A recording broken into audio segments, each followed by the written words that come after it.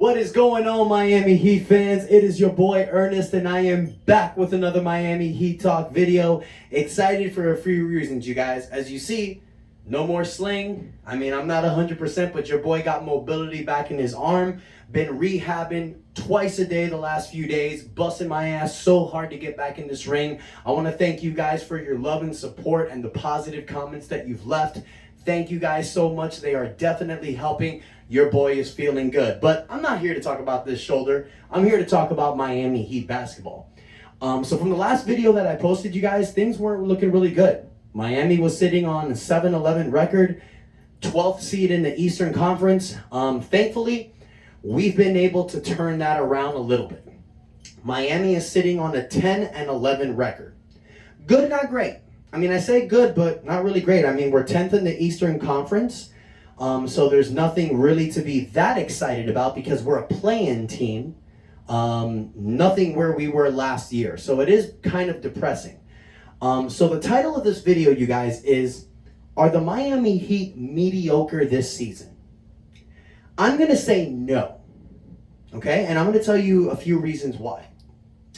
Now, I understand that our record looks bad. Okay? I get it. But there's a few things. Okay, first and foremost, we've been dealing with the injury bug this season. Jimmy Butler's missed 8 games. Bam Adebayo's missed some time. Tyler Hero's missed some times. We haven't had a collectively healthy roster. I feel like I say this every year about this team, but it's just the problems that we've gone through. We haven't had Victor Oladipo or Omar Yurtseven at all this season, and it's obviously causing a dilemma, as you see. You know, we lost P.J. Tucker. We gave Udonis Haslem his extra spot. We got a lot of new young players with this team. So it's not going as good as we want. But here's the thing.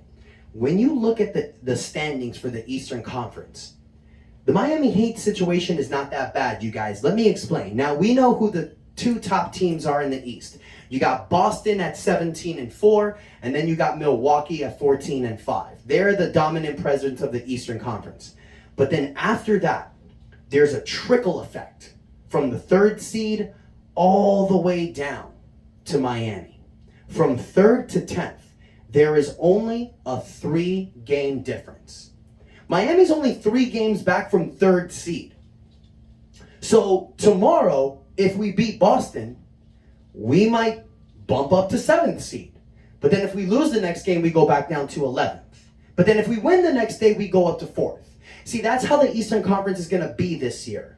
You're going to see that. Now, it might not be the 3rd seed. It might be more like the 4th seed down to the 10th. You know, Cleveland and Indiana, they might push it off, but I don't see that. From Cleveland down to Miami, you're having these teams that are similarly competitive. What I mean is that any of these teams can be the 3rd seed going into the playoffs. Now, Boston and Milwaukee, they've proved themselves over the last few years to be the top dog. So Miami's going to be fighting for that 3rd contention all season. That's what it looks like. Now, if we get a really beautiful run going when Jimmy gets back, who knows? We can bump up to 1st. We're only 7 games down from 1st seed. That sounds like a lot, you guys, but there's only been 21 games this season. There's still 61 games left to go. There's a lot of time. So yeah, Miami's record looks bad right now, you guys, but I'm not going to call this a mediocre season. Not yet. And what I mean by mediocre is like seasons from 2018, 2019 with D-Wade's last ride, 2021, the season after we went to the championship. A season where we're not terrible, but we're not great. We're not contenders, but we don't suck for a top draft pick. And that to me is one of the most annoying things to be as an NBA or a sports fan at all. If my team sucks, cool, we suck. Let's get a draft pick. But if we're great, let's contend for a championship. It's where you're in the middle. Where you're a 41-41 team. Where there's really no future for you. Where you're thinking, damn, had we just won 10 more games, we could have been contenders. But damn, if we just lost 10 more games, we could have a nice draft pick. It sucks. You're living in mediocrity. It's the worst thing to live at in a sports fan, in my opinion. Because yeah, you could be like Orlando. I get it. You can say, well, Ernest, the Orlando Magic, their town has a terrible market base.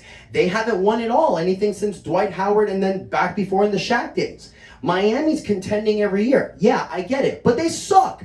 So if you suck, you know what you're going to get. You're going to get a high draft pick. Look, they eventually cashed out with Paolo Banchero.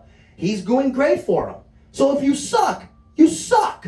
Great. You know what you're getting. But when you live in mediocrity, you're not getting anything. You're not getting a great draft pick, even though Miami can turn our draft picks to great picks, i.e. Bam Adebayo, Tyler Hero recently, just saying. But still, mediocrity sucks. And this team, which is way over the salary cap, way over, even over luxury tax, not luxury tax, we're almost there. So when you're paying players this much money in this team, it's a contend for a title. So it sucks right now, you know? But at least there's some good news. At least there's a silver lining. Miami's not out. We're not like Orlando, Charlotte, or Detroit. These teams only have 5 to 6 wins. They're out. We're right there. We're competing. We're only 21 games in. So when Jimmy gets back, when Victor gets back, and we figure this out and we get everybody together, I see a run coming, you guys. I can see an 8-game winning streak coming up. But it's tough right now.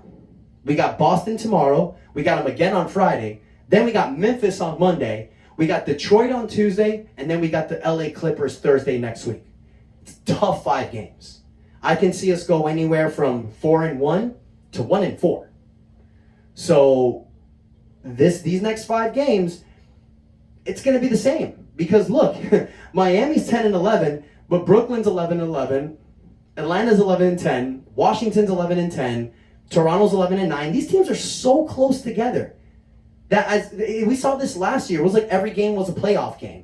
So that's how it's going to be, you guys. But one thing that I do like these last 3 games, the 3-game winning streak we've been on, you've been seeing Bam Adebayo on a tear, especially his last game getting 38 points, dominating against Atlanta in that win we got. Then you got Caleb Martin. The last 3 games, averaging 21 points a game, 7.5 rebounds, doing his thing offensively. So you are seeing guys stepping up and stepping in for people that are injured. We just need this collectively, and I will give credit where credit's due. Kyle Lowry, my man, has been holding it down for Miami. He did the same thing last year, though. I don't know if you guys remember, Bam was out for 6 weeks, Jimmy was out for almost 6 weeks as well, and Kyle Lowry kept us in the first place contention. So mad credit to Kyle Lowry, but all of this goes to the coach, Eric Spoelstra. Much credit to that man. He is really holding it down for the Miami Heat front, but we shouldn't be surprised. This is what Coach Spoelstra is all about. So you guys, I want to hear from you guys. Do you believe that this is a mediocre season so far? Or do you think like me, that hey, we're 21 games in, we got time, we can make this work? Do you think that, hey, maybe it's time to blow it up? Let Jimmy sit out most of the season. Let's give some of our other older players rest. Let's see what happens next year. Or you think like me, screw that. Let's not waste this season. Let's go all in. Screw it. I'm sure you guys think the same like me, but that's what the comments are for. Let me know what you guys think. Don't forget to hit the like button, comment, and most importantly, hit that subscribe button. I'm going to be on the edge of my seat tomorrow against Boston. I'm predicting a Miami Heat victory, 118-115. Let me know your thoughts in the comments, you guys. Thank you for the love and support, and until next time, your boy Ernest out. And that's enough said.